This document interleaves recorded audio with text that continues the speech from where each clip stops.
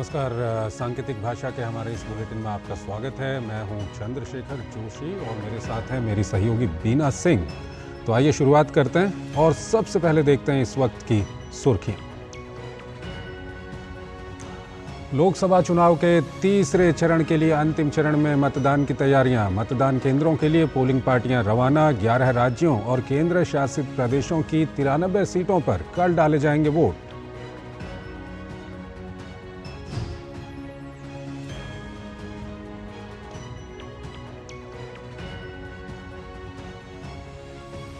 लोकसभा चुनाव के बाकी बचे 4 चरणों के लिए चरम पर प्रचार। आंध्र प्रदेश के राजमुंद्री की जनसभा में प्रधानमंत्री हुए शामिल। ओडिशा के बरहमपुर और नवरंगपुर में भी की रैली। कहा, ओडिशा में बीजेडी अस्त और कांग्रेस पस्त। भाजपा उम्मीदों का नया सूरज बनकर उभरी।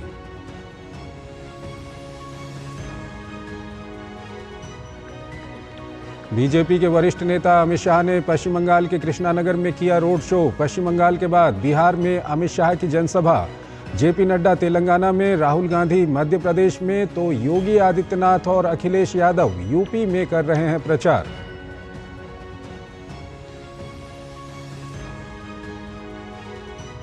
भ्रष्टाचार के खिलाफ ईडी की बड़ी कार्रवाई। रांची में कई जगह ईडी के छापे। ग्रामीण विकास मंत्री आलमगीर आलम के पीएस के करीबी के घर से मिले 25 करोड़ रुपए से अधिक कैश। पीएम मोदी ने कहा, झारखंड में मिला नोटों का पहाड़, जो खाएगा वो जेल जाएगा।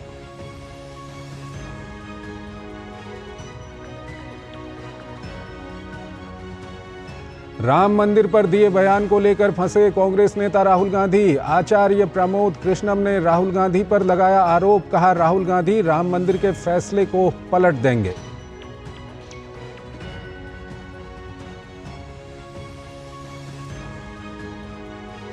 सीआईएसई बोर्ड 10वीं और 12वीं के नतीजे घोषित। 10वीं क्लास में 99.47% और 12वीं क्लास में 98.19% छात्र उत्तीर्ण। लड़कियों ने लड़कों के मुकाबले फिर किया बेहतर प्रदर्शन।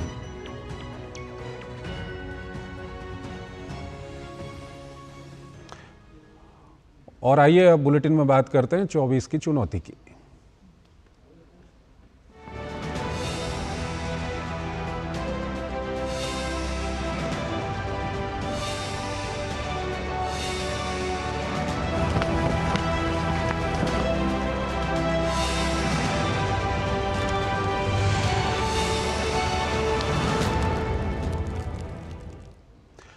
लोकसभा चुनाव के तीसरे चरण में 11 राज्यों और केंद्र शासित प्रदेशों की 93 सीटों पर 7 मई को होने वाले मतदान के लिए तैयारियां अंतिम चरण में हैं।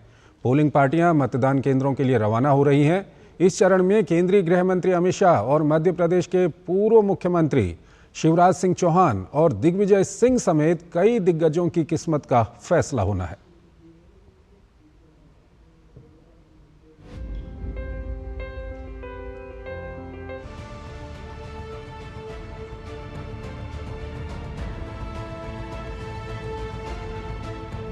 तीसरे चरण के प्रचार के दौरान सत्ता पक्ष और विपक्ष के बीच संपत्ति सर्वे, विरासत टैक्स, अल्पसंख्यक तुष्टीकरण, आरक्षण, विकसित भारत, राष्ट्रीय सुरक्षा और विदेश नीति के अलावा भ्रष्टाचार और रोजगार के मुद्दों पर जोरदार तकरार देखने को मिली।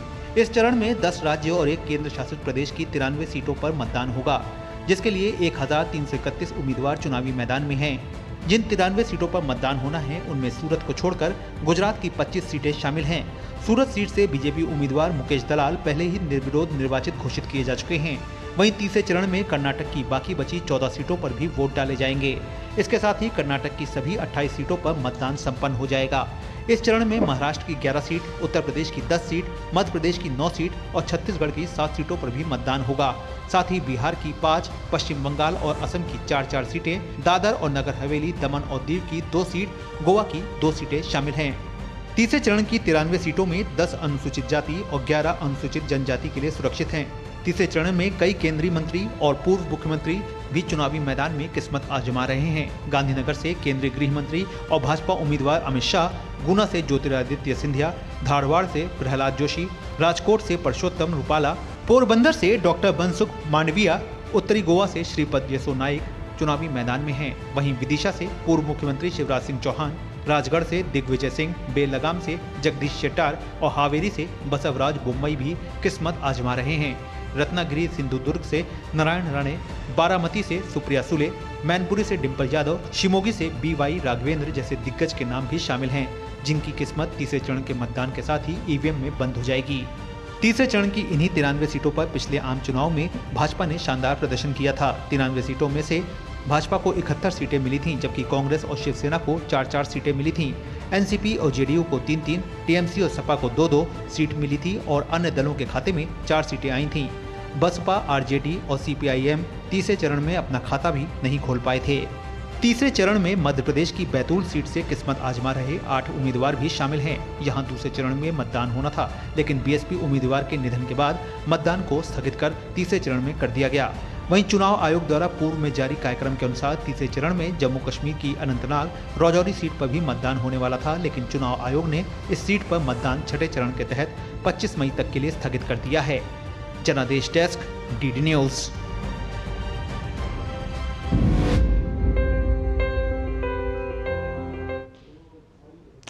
लोकसभा चुनाव के तीसरे चरण में 11 राज्यों और केंद्र शासित प्रदेशों की 93 सीटों पर 7 मई को होने वाले मतदान के लिए तैयारियां अंतिम चरण में हैं।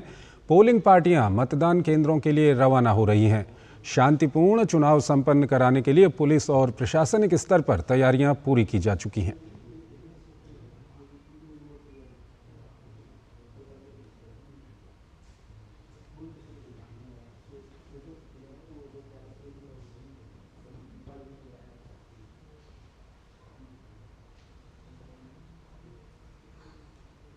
और आइए आपको सीधे बिहार लिए चलते हैं, जहां पर केंद्रीय गृह मंत्री अमित शाह एक जनसभा को वहां पर संबोधित कर रहे हैं।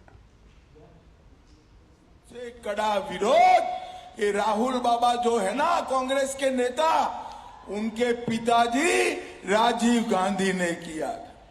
भाई और बहनों, ओबीसी को इतने सालों से पिछड़ा, अति पिछड़ा को संवैधानिक मान्यता नहीं दी थी। नरेंद्र मोदी जी ने पिछड़ा, अति पिछड़ा समाज के लिए आयोग बनाया और संवैधानिक मान्यता देने का काम नरेंद्र मोदी जी ने किया। मोदी जी ने नीट, मेडिकल और एम्स के दाखलों के अंदर पिछड़ा समाज, अति पिछड़ा समाज को 27% रिजर्वेशन देने का काम नरेंद्र मोदी ने किया है। और भाइयों बहनों, मैं जब आज यहां आया हूं तब बताना चाहता हूं, पिछड़ा समाज के आरक्षण पर डाका डालने का काम कांग्रेस पार्टी ने किया है। कर्नाटक में उनकी सरकार बनी, रातों रात सारे मुस्लिम समाज को पिछड़ेपन का सर्वे करे बगैर पिछड़ा समाज में जोड़ दिया और उनको 5% आरक्षण दिया। अब मुझे बताओ उज्जैरपुर वालों, ये 5% आरक्षण किसका कटा? मैं बताता हूं, ये 5% आरक्षण मेरे पिछड़ा समाज के भाइयों बहनों का काटकर मुसलमानों को देने का काम ये कांग्रेस पार्टी ने किया। आंध्र प्रदेश के अंदर उनकी सरकार आई, 4% आरक्षण माइनॉरिटी को, मुस्लिमों को दे दिया गया। किसका काटा? पिछड़ा समाज का काटा। लालू जी बिहार में पिछड़ा समाज के आका बनकर घूमते हो, जरा बिहार के पिछड़ा समाज को ये जो लूटमारी हो रही है पिछड़ों के आरक्षण पर, इसका हिसाब किताब देना। मगर आप चिंता मत करिएगा, मैं कह कर जाता हूं, कर्नाटक और आंध्र में जैसे ही भाजपा सरकार बनती है, ये मुस्लिम आरक्षण को समाप्त करने का काम भारतीय जनता पार्टी करेगी। भाइयों बहनों, माइनॉरिटी को आरक्षण, धर्म के आधार पर आरक्षण, ये संविधान सम्मत नहीं है, हमें नहीं होने देंगे। और एसटी, एससी, ओबीसी का काट कर तो कभी नहीं होने देंगे। भाइयों बहनों, नरेंद्र मोदी जी के मंत्रिमंडल में 27 मंत्री कितने मंत्री? जोर से बोलो भाई, कितने? 27 मंत्री पिछड़ा समाज के हैं। कांग्रेस कभी डबल डिजिट में भी नहीं आती थी, परंतु ये राहुल बाबा को किसी ने पकड़ा दिया है। भाइयों बहनों, आज मैं आपको पूछना चाहता हूं, बिहार की जनता को पूछना चाहता हूं, भ्रष्टाचार रोकना चाहिए या नहीं रोकना चाहिए? जोर से बोलो, रोकना चाहिए या नहीं रोकना चाहिए? कल झारखंड के मंत्री के यहां से 30 करोड़ रुपया मिला। झारखंड मुक्ति मोर्चा का मंत्री, ये इंडी अलायंस का साथी, इसके 2 महीने पहले झारखंड में कांग्रेस के सांसद के यहां से 350 करोड़ रुपया मिला। इसके कुछ समय पहले ममता के मंत्री के यहां से 51 करोड़ रुपया मिला। अरे लालू जी, आप तो चारा खाकर जेल में गए थे, मगर ये सारे के सारे आपके साथी भी भ्रष्टाचार करने वाले। भाइयों बहनों, ये ईडी और सीबीआई की दुहाई देते हैं। मैं बिहार की जनता को कहना चाहता हूं, भारत के गरीबों का आना आना इन्होंने जो खाया है, वो वापिस भारत के गरीबों तक पहुंचाने का काम नरेंद्र मोदी जी करेंगे। मित्रों, नरेंद्र मोदी जी। गरीबों का पैसा आप खाए हो और ऊपर से फरियाद कर रहे हो। अरे भाई, जवाब दो। एक सांसद के घर से 350 करोड़ रुपया, एक मंत्री के घर से 50 करोड़ रुपया, 30 करोड़ रुपया गिनने में नोटों की मशीन भी थक जाती है। इतना रुपया कहां से आता है? भाइयों बहनों, ये जवाब उनके पास नहीं है। आप चिंता मत करो, आपके पैसे की रखवाली नरेंद्र मोदी जी करेंगे। मित्रों, नरेंद्र मोदी जी करेंगे। तो बिहार के उजियारपुर से आप सुन रहे थे केंद्रीय गृह मंत्री अमित शाह को। वो वहां पर एक जनसभा को संबोधित कर रहे थे। और आइए अब आगे बढ़ते हैं। प्रधानमंत्री नरेंद्र मोदी ने ओडिशा के गंजम में जनसभा को संबोधित किया। उन्होंने कहा कि भाजपा जो कहती है वो करके दिखाती है। यहां सरकार बनने के बाद बीजेपी पूरी शक्ति से सभी घोषणाओं पर अमल करेगी। उन्होंने कहा कि जैसे त्रिपुरा को 30 साल से ज्यादा के कम्युनिस्ट और कांग्रेस के शासन ने तबाह कर दिया, वहां के लोगों के भाजपा को चुनने के बाद और 5 साल में लोगों ने वहां पर काफ़ी काम किया और अब त्रिपुरा तेज गति से विकास कर रहा है। उत्तर प्रदेश कानून व्यवस्था के लिए बदनाम हो चुका था, हमें मौका दिया, योगी जी बैठे और आज उत्तर प्रदेश विकास कर रहा है। पीएम ने यह भी कहा कि 4 जून को बीजेडी सरकार की एक्सपायरी डेट लिखी हुई है। पीएम ने कहा कि 6 जून को भाजपा के मुख्यमंत्री पद का उम्मीदवार तय होगा। 10 जून को भुवनेश्वर में भाजपा पार्टी के मुख्यमंत्री पद का शपथ समारोह होगा।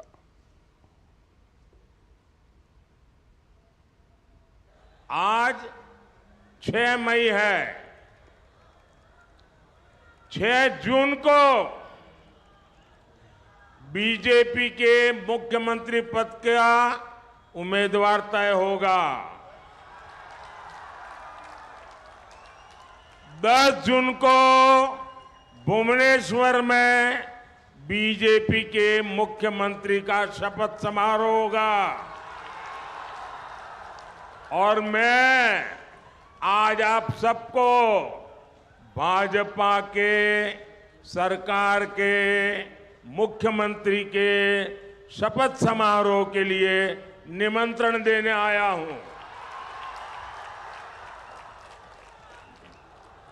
भाइयों बहनों, ओडिशा में बीजेडी अस्त है, कांग्रेस पस्त है और लोग बीजेपी पर आश्वस्त है और सिर्फ भाजपा उम्मीदों का नया सूरज बनकर आई है। प्रधानमंत्री नरेंद्र मोदी जब बहरामपुर की सभा में पहुंचे तो उनका भव्य स्वागत तो किया ही गया, साथ ही इस दौरान बहुत से ऐसे लोग भी मौजूद रहे जिन्होंने पंडाल के बाहर रहकर अपने प्रिय नेता को सुना और देखा। ये बताता है कि पीएम मोदी के प्रति जनता का अपार जन समर्थन है।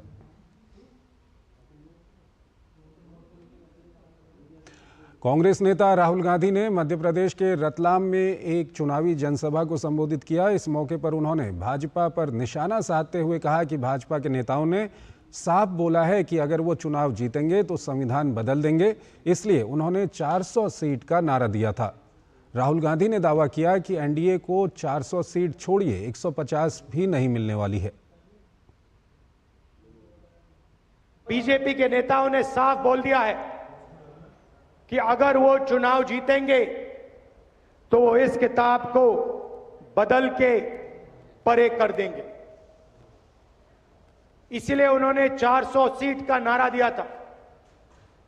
400 सीट छोड़िए, उनको 150 सीट नहीं मिलने वाली है। उनके अलग अलग नेता कहते हैं कि हम रिजर्वेशन छीन लेंगे।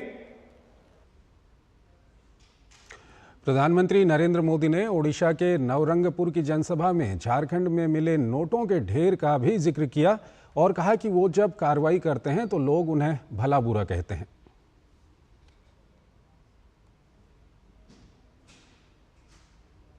आपने देखा होगा, अभी घर जाओगे तो टीवी पे देखना, आज यहां पड़ोस में झारखंड में नोटों के पहाड़ मिल रहे हैं। नोटों के पहाड़, लोगों का चोरी किया माल पकड़ रहा है मोदी वहां।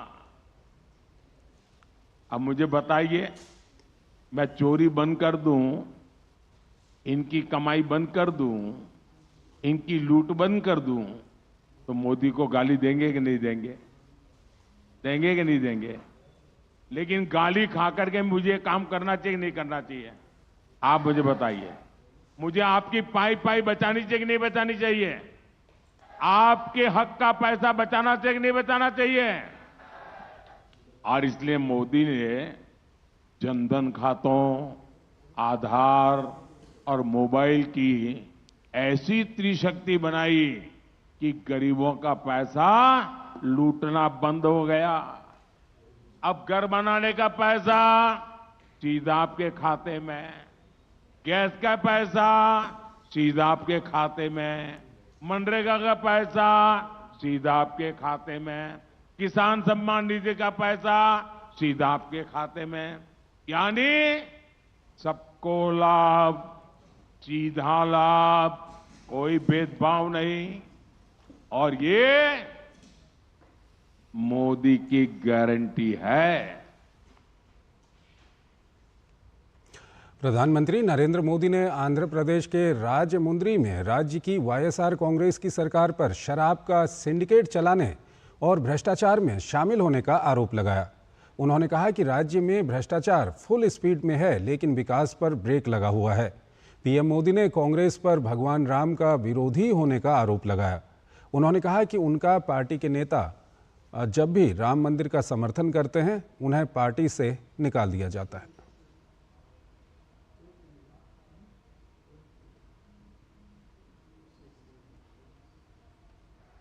आंध्र प्रदेश विकास और विरासत की धरती है। यहां की पहचान एनटीआर गारू से होती है। एनटीआर गारू ने भगवान राम का चरित्र जन जन तक पहुंचाया था।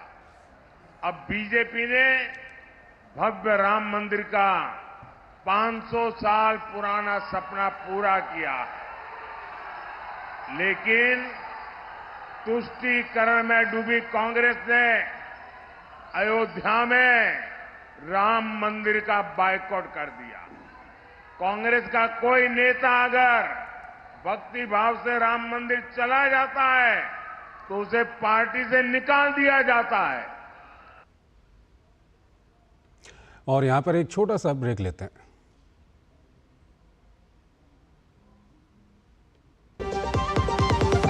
बात जब पीढ़ियों के लिए बनने वाले घर की हो तो जिम्मेदारी बड़ी हो जाती है। गैलेंट समझता है ये जिम्मेदारी। अब डबल एम रिब्स के साथ गैलेंट एडवांस टीएमटी रीबार, निर्माण का रियल हीरो। तुम्हें पता है इन्वेस्टर्स के लिए एक इन्वेस्टर प्रोटेक्शन फंड होता है IPF। लेकिन अगर तुम्हारा ट्रेड एक्सचेंज पर एग्जीक्यूट नहीं हुआ या फिर कोई गारंटीड रिटर्न्स वाली स्कीम है तो ये IPF आपकी मदद नहीं कर सकता है। और अगर आपका ब्रोकर ही डिफॉल्टर बन जाए तो फिर IPF आपको कॉम्पेंसेशन दिला सकता है। कहां से सीखा? NSE की साइट पर। सोचकर समझकर इन्वेस्ट कर। स्वागत है आपका ब्रेक के बाद। नेशनल टेस्टिंग एजेंसी ने कल संपन्न हुई नीट परीक्षा में पेपर लीक से जुड़ी खबरों का खंडन करते हुए इसे पूरी तरह निराधार बताया है। NTA ने आज इस संबंध में एक बयान जारी कर बताया कि सोशल मीडिया पर वायरल किए जा रहे प्रश्न पत्र का परीक्षा के वास्तविक प्रश्न पत्र से कोई लेना देना नहीं है। NTA ने बताया कि एक बार परीक्षा केंद्र के गेट बंद हो जाने के बाद कोई भी बाहरी व्यक्ति परीक्षा हॉल में प्रवेश नहीं कर सकता और परीक्षा हॉल की CCTV के जरिए पूरी निगरानी की जाती है। नेशनल टेस्टिंग एजेंसी द्वारा जारी बयान के मुताबिक भारत और विदेश के 571 शहरों में स्थित 4,750 परीक्षा केंद्रों पर कल नीट परीक्षा का सफलतापूर्वक आयोजन किया गया।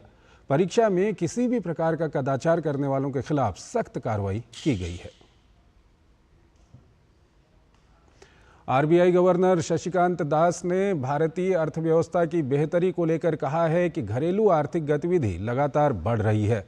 इसके साथ में उन्होंने कहा कि खरीफ की बुआई अच्छी चल रही है, हालांकि पिछले वर्ष की तुलना में ये थोड़ी कम है। वहीं दो पहिया वाहनों की बिक्री में भी उछाल आया है। रेलवे माल यातायात, बंदरगाह माल यातायात बढ़ा है। टोल संग्रह, वाणिज्य वाहन बिक्री जून और जुलाई में मजबूत रही। दास ने आगे कहा कि निवेश गतिविधि भी बढ़ रही है। मई में दूसरे महीने के लिए पूंजीगत उत्पादन में 2 अंकों की वृद्धि और जून में पूंजीगत वस्तुओं के आयात को भी बढ़ावा दिया गया।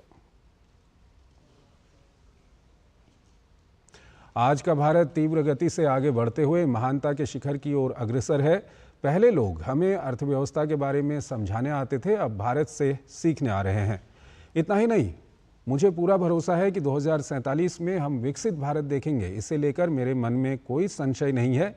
ये बात मुक्त शिक्षा विद्यालय के 62वें स्थापना दिवस के मौके पर बतौर मुख्य अतिथि मौजूद उपराष्ट्रपति जगदीप धनखड़ ने कही। तो इस बुलेटिन में फिलहाल इतना ही। आप बने रहिए DD न्यूज़ के साथ। नमस्कार।